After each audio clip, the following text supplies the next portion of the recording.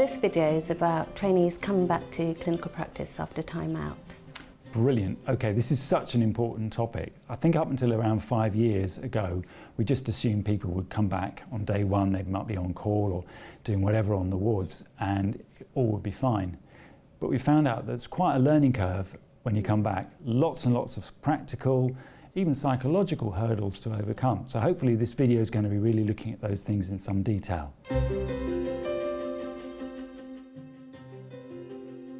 So Najette, you've returned to work from a period of maternity leave.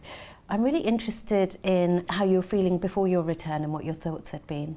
I think I was quite nervous that I was returning to work at a different doctor. Because I think, particularly now I'm a mother, I think I'm slightly more emotional about children in a way that I just felt like I wasn't. I think everyone that returns to work thinks they're going to forget everything. And I think as well you feel a little bit out of the loop, because I think one of the good things about being at work is you're often talking about updating guidance and etc. and things like that. Did you get to do any planning for your return? Yes, I did actually. So tell me about that. So I was fortunate that I was returning to a place of work that knew me. I'd been an SHO there for a few years prior, and I just flagged up to them that I was coming back, and I just had a really lovely conversation on the telephone with one of the doctors, the consultants in fact, about which day off I wanted, because it was a practical question, because I'm suddenly now having to plan childcare, and it was a really productive conversation actually, because what we identified was that originally the day I wanted probably wouldn't make sense because of the clinics that were on and my training needs.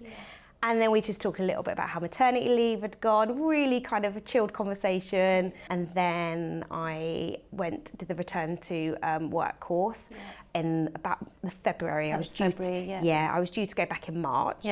And then off the back of that course, I did a coaching course. So, and that coaching course was in February as well, from my memory. So there was lots of little things I did along the way, but not so much that I didn't get to enjoy maternity leave either. So it was a balancing act, I think. Yeah. So I'm really interested because you planned to see your trust and go back to the trust you knew and had that wonderful conversation. But was that all intentional, or did it happen accidentally? Did you plan to go back? I think it probably was a bit organic actually. I'm not sure. I think because I was on maternity leave with other paediatricians at my grade, so we got to meet up a lot and talk, and a few of them had started work before me, so the seed was planted a little bit. So you got some tips. Got some tips, exactly. And I think my generation is slightly fortunate that we've kind of, returning to work maternity leave has been set up a little bit better, and actually applying for less than full-time training is so much easier. I think the fight has been done many years ago for us, and we're so fortunate. So I think it was probably an element of that, and possibly also I'm a bit organised, and I'm a bit of a control freak, and I like to plan. So you would say being organised? Yeah, I think so, definitely. And then you came on our simulation day, which has some psychology support and the coaching. Tell us about your experience with that. So the day was quite jam-packed actually, but I think what was really good about it is we were giving things before we got there, so it was really clear what the agenda was. There was reading material to prep. I think one of the really positive things was that the simulation was, it was very clear that it wasn't about knowledge, it was about pressure and how you respond, and actually it's okay if it doesn't go smoothly, because the whole point is learn. And I think that's really important for people to think about actually, because I think one of the things people fear is that they're going to crumble because all of this knowledge is going to suddenly go. And that certainly I felt that on the pre-course material.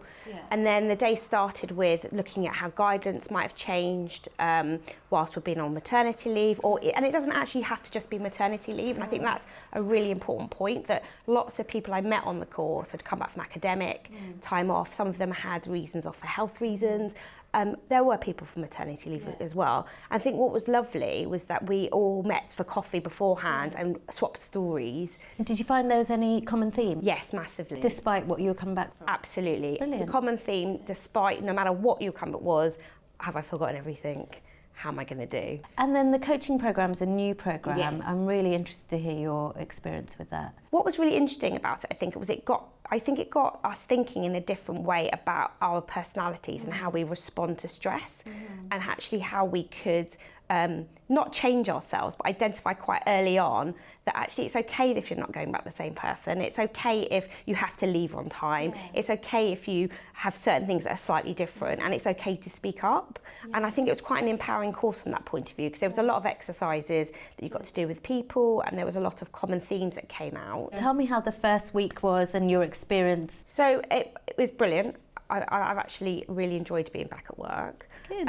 Yes, it was reassuring. Yeah, I think you are a different doctor, and I do feel that definitely. And we had a death over my set of nights, and it was an expected death, and it was dignified, and it was all very controlled. But I definitely felt more emotional about it. Anything else from either of the courses or the planning, the brilliant planning that you did, that helped your return now when you reflect? So I think what I did do was my first on call, I identified which consultant was on with me and sent her an email to say, look, just so you know, it's my first on call. Yeah. And she was brilliant. She was like, Najette, we're not worried about you, you'll be all right. The interesting thing actually is leaving on time. But how is that? So actually, again, I think it was the coaching course.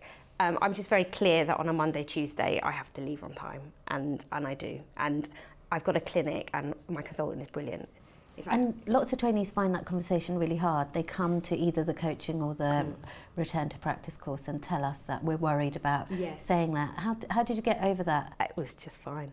I just said, look, used the contracting technique. Yeah, I just said, look, I'm more than happy to come to clinic. I really want to learn. I have to leave on time. Tell me how the nights have been for you. I personally find them an easier shift than day weekends because I get to see him a bit more. I think the challenging shift for me is weekend days because you leave, away from him. you completely wait. You see him really quickly in the morning, then you're out for the whole day. You miss bedtime. I'm wondering what advice we can give to trainees who maybe don't have that much contact with their supervisor or have that much support, or maybe a little bit shy, don't feel as confident to be able to do that. What can we advise them? So what I'd maybe do is talk to either a registrar or a SHO who perhaps has had some time out for whatever reason. Perhaps speak to them about how they navigated it. Yeah. You can always contact the London School of Paediatrics, even the trainee body. There's people there who would know about the courses that are run. There's also, our website's pretty good as well with some good resources. I think also it's okay to feel shy and it's okay to feel like you're not as planned, but just have those conversations and have them early, and they don't have to be terribly structured and they don't have to be terribly formalised, but also just speak to someone. Don't isolate yourself, because I think the set is a problem shared is a problem solved, and I do believe that. And I think there are ways to find solutions. That's really great advice, Najette. Anything you would give as top tips for those returning now in the next rotation or future rotations, but also for yourself if you go through this again? I think the fear of going to work and the anticipation is worse than actually going to work. And I think for me, I really enjoy my job. And actually, in order for me to be a fulfilled mother, I think I've realised I need this part of my life as well. And I actually think we're in an incredibly supportive specialty, actually, which kind of makes sense because of what we do. Yeah. And actually, if you don't necessarily click with your educational supervisor or get the support that I got from my workplace, there are people within the London School of Paediatrics who will fight your corner. That's true. And it's okay to go to them. If I was to give myself advice, I'd say enjoy mat leave a little bit more. Enjoy the maternity leave. Just enjoy that time, because work will be fine. Work will be fine. Yeah. I like that. Yeah.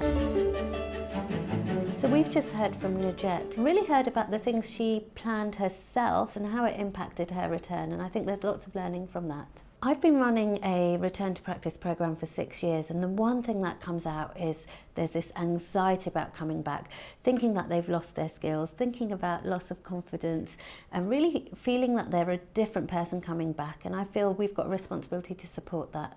So this year, the School of Paediatrics has a significant amount of resources for trainees coming back. We have our PRACP course, which is simulation and some psychologist support. We have a coaching program, which is new, and that's offered prior to their return and also after their return in small groups with 3 coaches facilitating. We have a NICU survival course that the UCLH team run for us.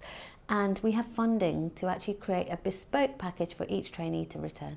So trainees come back to clinical practice. I want you to actually speak to your supervisor before you leave your training programme and contact someone whilst you're on your break and plan your return. Think about the resources that are available on the school website, but also think about what your return will look like, and your supervisor or your TPD can facilitate that. My top tip for a supervisor is to actually recognise the fact that these trainees are going to be anxious about coming back.